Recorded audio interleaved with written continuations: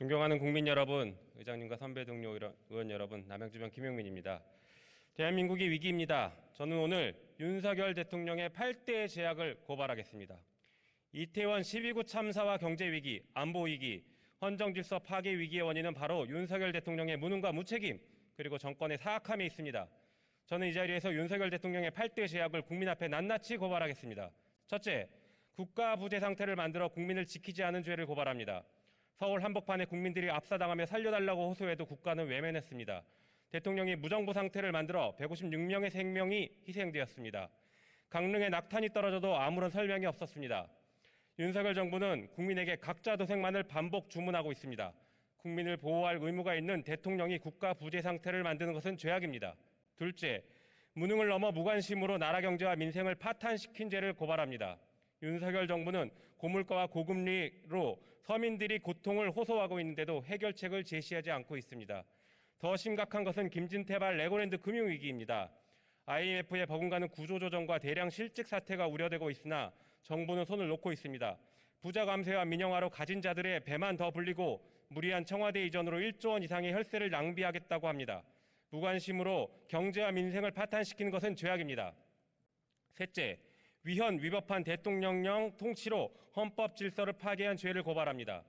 대통령령은 법률이 위임한 범위에서만 만들 수 있습니다. 그러나 윤석열 대통령은 정부조직법에 위반한 대통령령으로 법무부에는 인사정보관리단, 행안부에는 경찰국을 만들었습니다. 이를 통해 사법부의 독립마저 위협하고 있고 경찰의 정치적 중립을 훼손하고 있습니다. 나아가 국회가 어렵게 합의한 검찰개혁법에 정면으로 위반하는 대통령령을 만들어 검찰개혁을 무력화시키고 입법부를 조롱하고 있습니다. 헌법을 수호할 책임이 있는 대통령이 스스로 헌법과 법률을 위반한 대통령령을 만드는 것은 탄핵 사유에 해당하는 커다란 죄악입니다.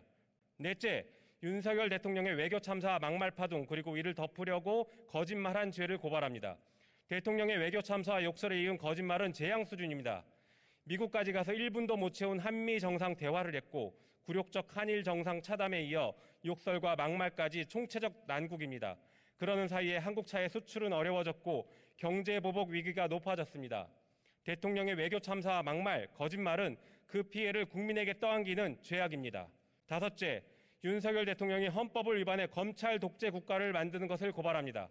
윤석열 대통령은 정부 요직을 전문성 없는 측근 검사 출신으로 채워 삼권 분립을 검찰 중심으로 통합하고 있습니다.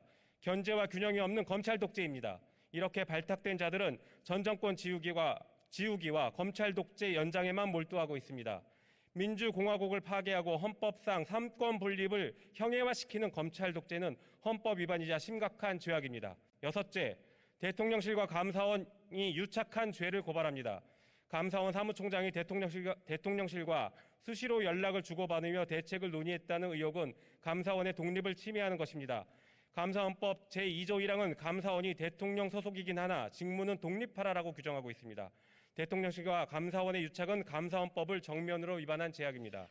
일곱째, 언론을 탄압하고 표현의 자유를 억압한 죄를 고발합니다. 윤석열 정부는 정권의 비판적인 보도를 한 언론사에 무차별적 고발을 하고 있습니다.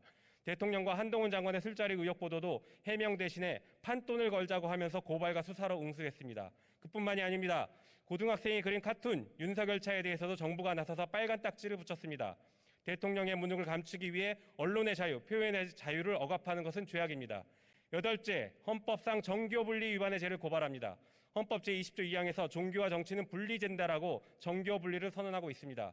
대통령이 특정 종교나 미신에 따라 국정을 운영하지 말라는 것입니다. 그런데 많은 국민들은 천공과 건진법사 등이 대통령의 의사결정에 영향을 미치고 있다고 의심하고 있습니다. 하지만 대통령은 의혹해서 노력을 전혀 하지 않습니다. 오히려 대통령의 행보마다 천공의 그림자가 아른거립니다.